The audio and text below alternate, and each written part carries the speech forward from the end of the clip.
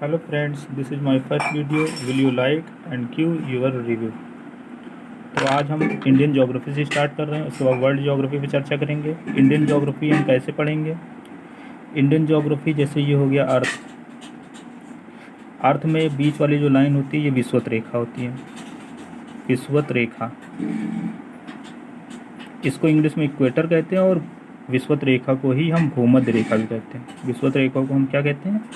भूमध्य रेखा, भूमध्य रेखा भी कहते हैं और इसी को हम इक्वेटर भी कहते हैं इंग्लिश में, इक्वेटर।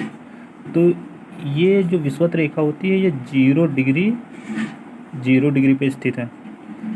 0 डिग्री को ऊपर कितनी लाइंस होती हैं? जैसे नॉर्थ है, नॉर्थ पोल है, ये साउथ पोल है। पोल को हम ध्रुव भी बोलते हैं, ध्रुव, नॉर्थ ध्रुव और मतलब उत्तरी ध्रुव और दक्षिणी ध्रुव। तो 0 डिग्री से लेकर नॉर्थ तक, नॉर्थ पोल तक कितनी लाइंस होती हैं? 90 अक्षांश होती हैं। ये अक्षांश रेखाएं होती हैं।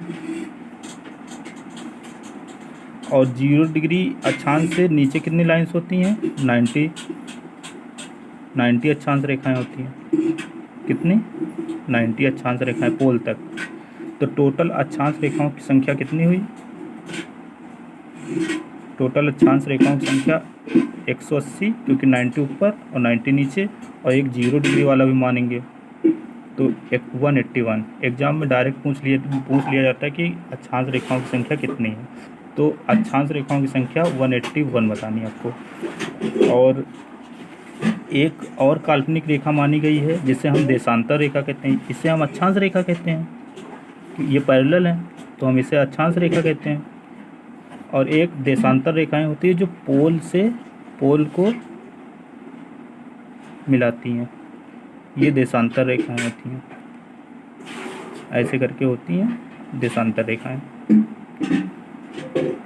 जो पोल को मिलाती चली जाती हैं, देशांतर रेखा। इनकी टोटल संख्या कितनी होती है? 180 इधर होती हैं और 180 इस साइड होती हैं। तो मतलब देशांतर रेखाओं की संख्या टोटल कितनी है? 180 प्लस 180, मतलब देशांतर रेखाओं की संख्या 360। तो अक्षांश रेखाओं की संख्या 181 और देशांतर रेखाओं की संख्या 360। 180 प्लस 180 इज इक्वल टू 360। तो देशांतर रेखाओं की संख्या 360। अब होता क्या है, हमको भारत की स्थिति बतानी है।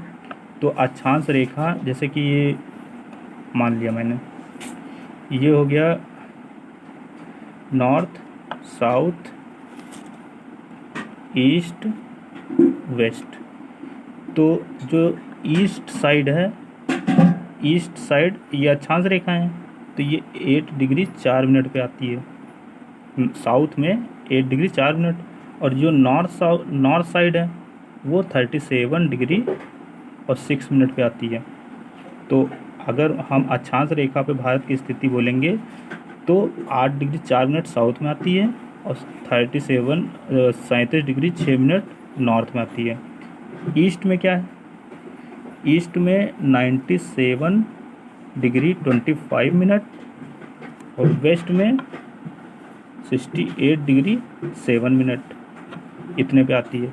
इन दोनों के बीच लगभग कितने का अंतर है? माइनस करके देख लेते हैं।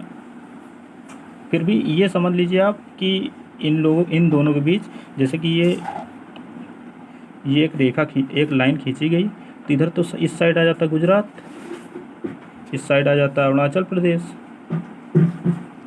प्रदेश। तो जो भारत की स्थिति है वो इन दोनों के बीच मानी गई। मतलब कि एक रेखा खींच ली गई है ताकि हम इन दोनों के बीच का टाइम, जो भारत का जो टाइमिंग है उसको कवर किया जा सके। जैसे कि ये लगभग आएगी इसको 82 डिग्री और 1/2 मिनट। 82 डिग्री 1/2 मिनट, मतलब 82 डिग्री 30 मिनट आएगा, 30 मिनट तक। तो इसको आप ऐसे कर सकते हैं कि जैसे गुजरात है, अरुणाचल प्रदेश, इनके बीच टाइमिंग का अंतर है 2 आवर्स का। कितने आवर्स का? 2 आवर्स को। इसी को मद्देनज़र रखते हुए इसको बराबर करने के लिए एक काल्पनिक रेखाएं बीचों बीच से खींची गई। भारत के बीचों बीच से खींची गई। जो वो काल्पनिक रेखाएं सबसे पहले यूपी से गुजरती है। जो रेखाएं भारत के समय रेखा जो होती है, जो बीचों बीच से खींची गई है, क्योंकि देशांतर रेखाएं जो होती हैं वो टाइमिंग को बताती हैं, समय को बताती हैं। तो जो बीचों बीच से जो लाइन खींची गई है वो सबसे पहले यूपी से गुजरती है, फिर एमपी से गुजरती है, फिर छत्तीसगढ़ से गुजरती है, उसके बाद उड़ीसा से होके जाती है, फिर आंध्र प्रदेश से जाती है। तो यूपी में कहाँ से पर्टिकुलर होके जाती है? तो यूपी में इलाहाबाद के नैनी से होकर, इलाहाबाद नैनी, जो लगभग 11 किलोमीटर के आसपास होगा, इलाहाबाद के नैनी से होकर गुजरती है। अच्छा, अगर एक क्वेश्चन उठता है कि भारत का जो समय रेखा है वो लंदन के समय से कितने मिनट आगे है या कितने आवर आगे है, मतलब कितना समय आगे है। तो भारत का समय रेखा लंदन के समय से 5.5 घंटे आगे है।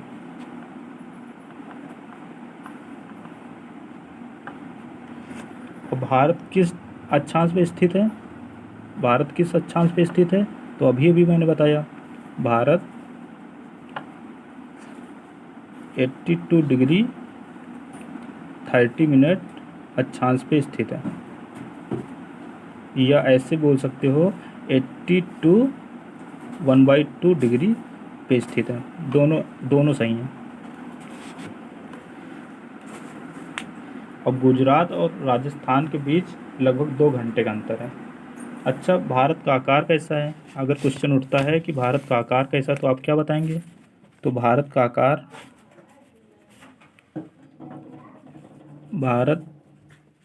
का आकार चतुष्कोणीय है। क्या है? चतुष्कोणीय, मतलब चारों तरफ से, मतलब 4 हिस्से हैं उसके। जैसे कि इसका क्षेत्रफल अगर पूछ लिया जाए तो भारत का क्षेत्रफल क्या है? तो 32,87,263 किलोमीटर स्क्वायर, 32,87,263 किलोमीटर स्क्वायर, या वर्ग किलोमीटर, कुछ भी बोल सकते हो। इतना अंतर है। अच्छा, भारत जो है विश्व के क्षेत्रफल से कितना % भाग है? भारत विश्व के क्षेत्रफल का कितना % भाग है? तो 2.4% भाग भारत है। विश्व के क्षेत्रफल का कितना % भाग है? 2.4। भारत की जो स्थलीय सीमा है, स्थलीय सीमा मतलब कि जैसे कि मैंने मान लिया भारत के चित्र ऐसे हैं,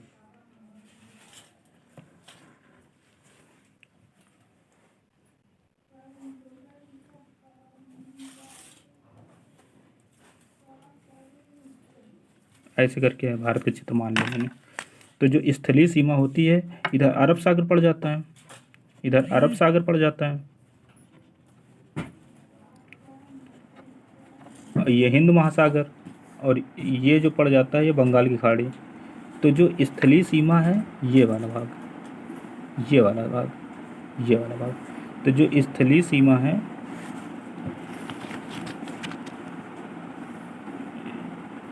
जो स्थलीय सीमा है वो 15,200, ऐसे याद करो, 15,200 किलोमीटर है। और जो समुद्री सीमा है, मतलब जो समुद्र वाला एरिया पड़ जाता है, ये वाला पड़ जाता है। तो ये समुद्री सीमा जो है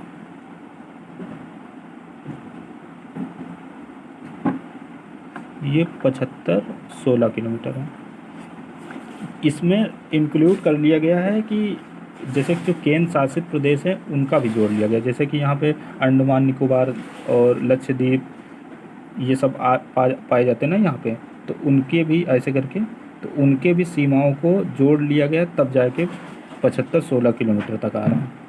अगर इनको केंद्र शासित प्रदेश को अगर ना जोड़ा जाए तो समुद्री सीमा जो होगा 6100 किलोमीटर आएगा। इसमें सबसे लंबी समुद्री सीमा किसकी है? इसमें सबसे लंबी समुद्री रेखा किसकी है? तो सबसे लंबी समुद्री रेखा नंबर 1, नंबर 2। नंबर 1 पे आता है गुजरात और नंबर 2 पे आता है आंध्र प्रदेश।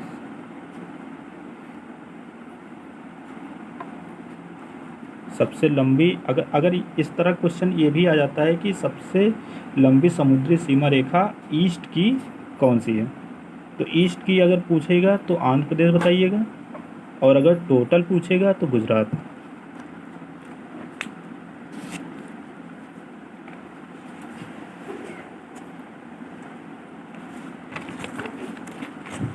अब आते हैं क्षेत्रफल के हिसाब से। क्षेत्रफल के हिसाब से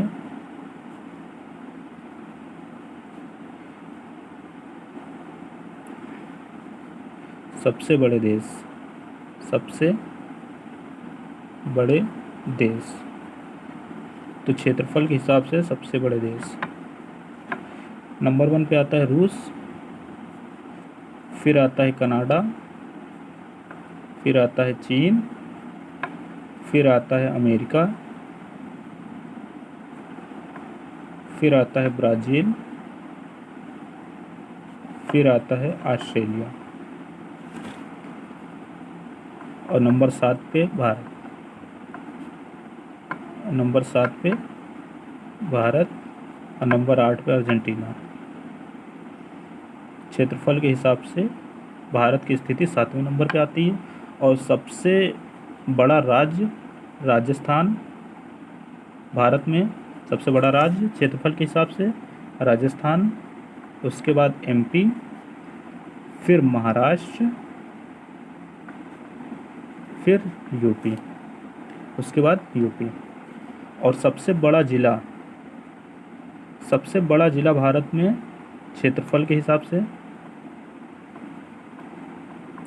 सबसे बड़ा ज़िला भारत में क्षेत्रफल के हिसाब से नंबर 1 पे आता है कच्छ, नंबर 2 पे लेह, नंबर 3 पे जैसलमेर, नंबर 4 पे बाड़मेर, और नंबर 5 पे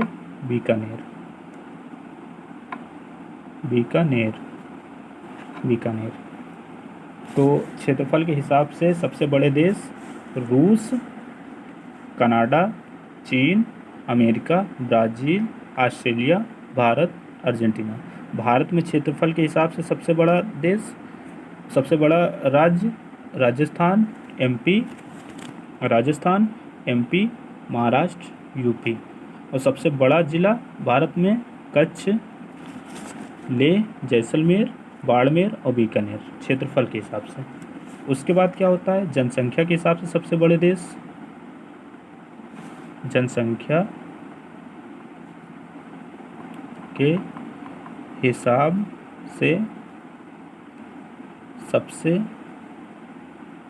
बड़े देश, तो जनसंख्या के हिसाब से सबसे बड़े देश नंबर 1 पे आता है चीन, नंबर 2 पे आता है भारत, नंबर 3 पे आता है यूएसए मतलब अमेरिका, नंबर 4 पे आता है इंडोनेशिया,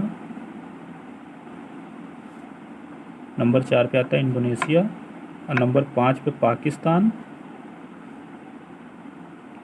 और नंबर 6 पे नाइजीरिया, और नंबर 7 पे बांग्लादेश।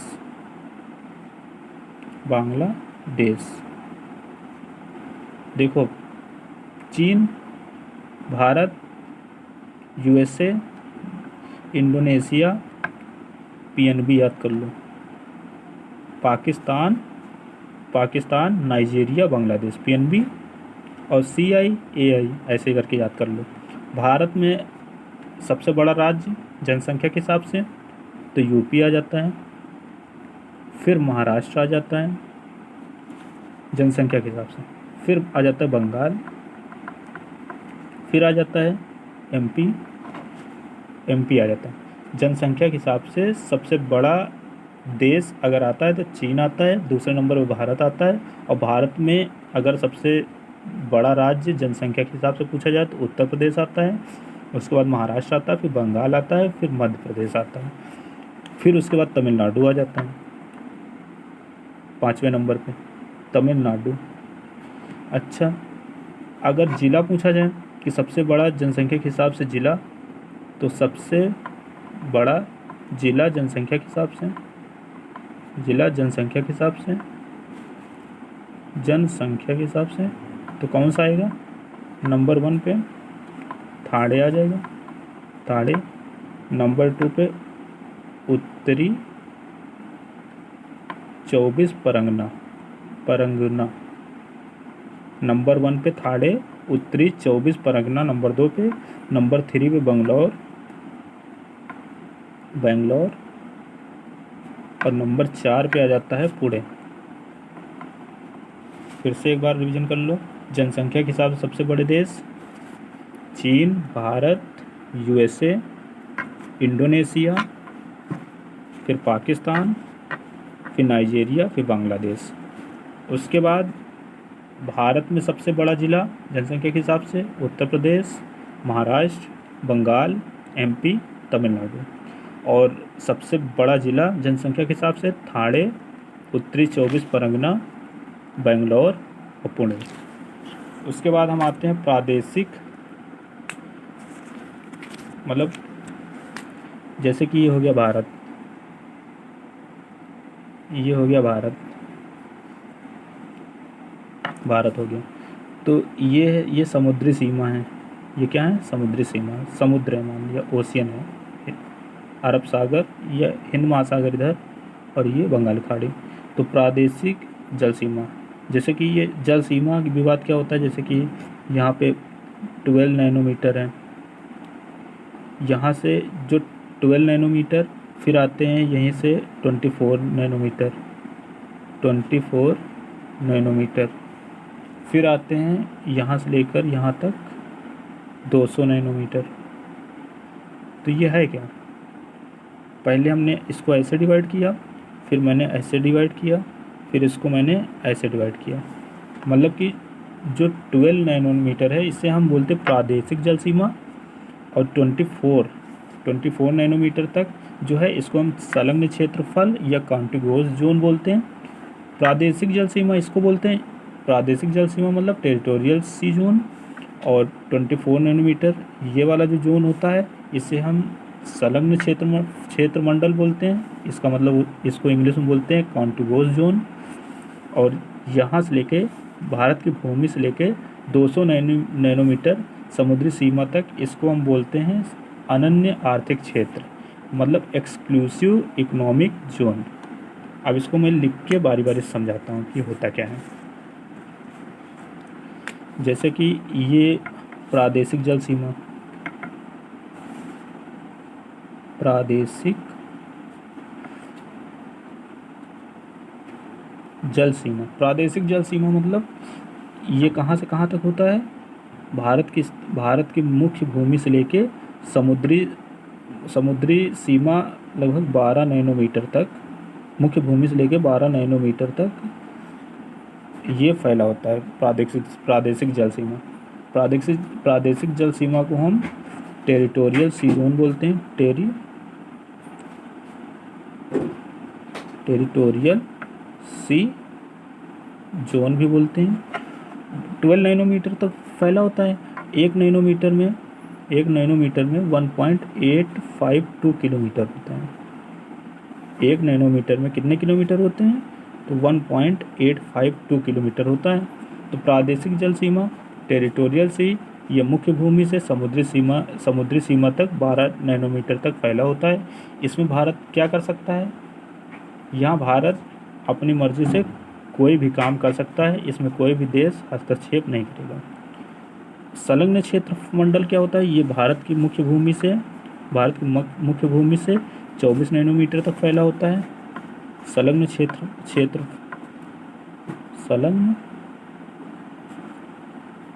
क्षेत्र मंडल, इससे हम क्या बोलते हैं? कॉन्टिगुअस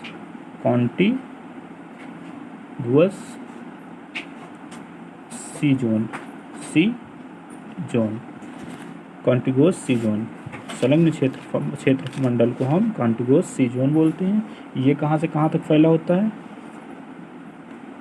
ये मुख्य भूमि से 24 नैनोमीटर तक फैला होता है। यहाँ पे भारत सीमा शुल्क टैक्स, यहाँ पे भारत सीमा शुल्क कोई भी टैक्स या समुद्री दुश्मन जितने भी होते हैं, समुद्री दुश्मन जैसे कि कोई हस्तक्षेप करके या कोई भी कुछ करके अगर वो भाग रहा है तो उसका हम पीछा कर सकते हैं। समुद्री दुश्मन का पीछा कर सकते हैं। कहाँ तक? 24 नैनोमीटर तक। ये कहाँ तक फैला होता है? 24 नैनोमीटर तक फैला होता है क्या? संलग्न क्षेत्रमंडल। और इसमें हम क्या कर सकते हैं? इसमें हम समुद्री दुश्मन का पीछा कर सकते हैं, सीमा शुल्क वसूल सकते हैं और कोई भी टैक्स वसूल सकते हैं। ये और जो अनन्य आर्थिक क्षेत्र होता है, जैसे कि ये मुख्य भूमि से लेके 200 नैनोमीटर तक संलग्न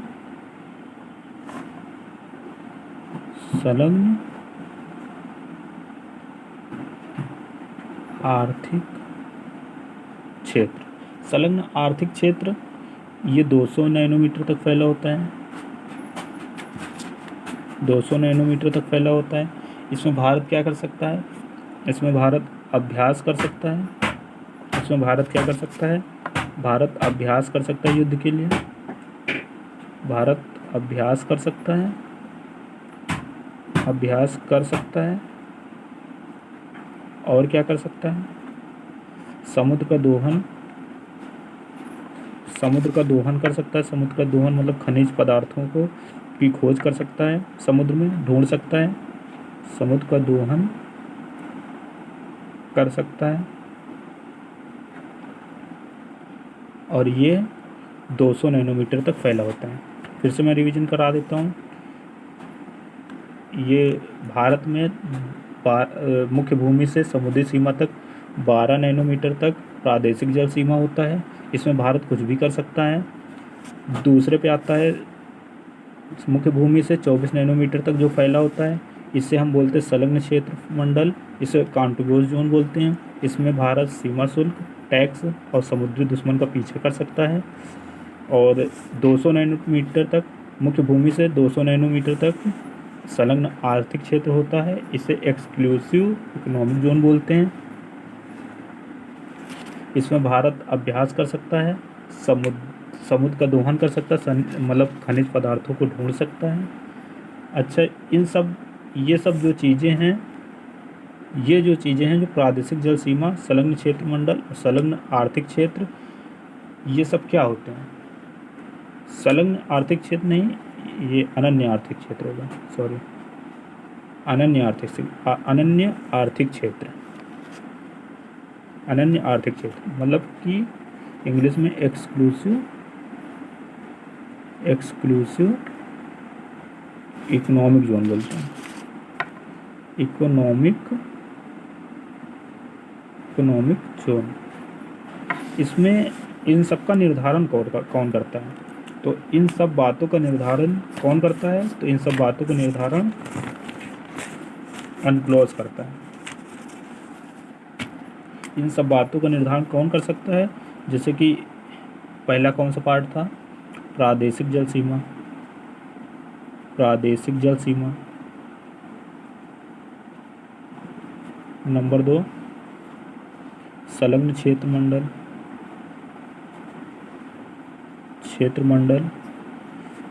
नंबर 3 अनन्य आर्थिक क्षेत्र। इन सब का निर्धारण कौन करता है? तो इन सब का निर्धारण अनक्लॉज करता है। अनक्लॉज का फुल फॉर्म होता है United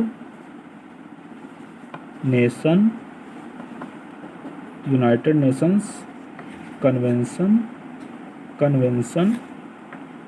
United Nation convention on the law of the sea. तो इन सब बातों का निर्धारण कौन करता है? अनक्लॉज करता है। UNCLOS United Nation convention on the law of the sea. यह समझौता कब हुआ था? यह समझौता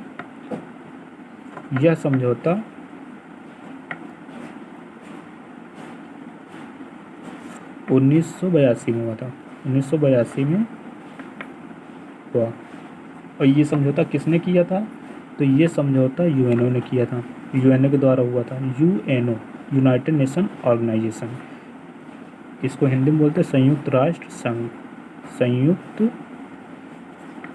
राष्ट्र संघ, ये समझौता यूएनओ के द्वारा किया गया था। और ये समझौता कब हुआ था?